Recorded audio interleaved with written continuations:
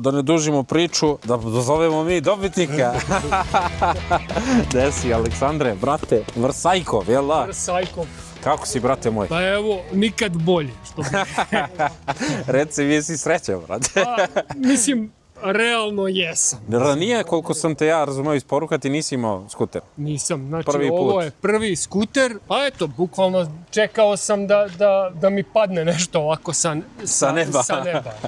Ništa, ja bih svečano da ti uručim ovu papirologiju koju ti je spremio gospodin ovde. Tu se nalazi 2 ključa, papiri, šta znam, neki poklončić do njih, šta sve ima Aleks ovde, ne znam ni sam, ali kak se zove, ja hoću da ti još jednom čestitam i nadam se da si dobio, brate, dobar poklon za leto, da ćeš da ga lepo iskoristiš. Savršeno. I hteo sam, znači, da se zahvalim Motodnevniku, Street Moto Shopu i fabrici Kivej koja je usupila također ovaj skuter u koji smo svi zajedno učestvovali, da si ti lepo voziš, brate.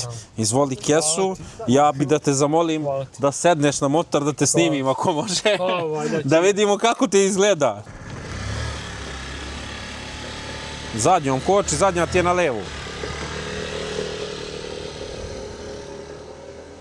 Ode, brate. Doviđenja. Ja vi ga što ima lepo led osvetljenje. Da. Pa lepo.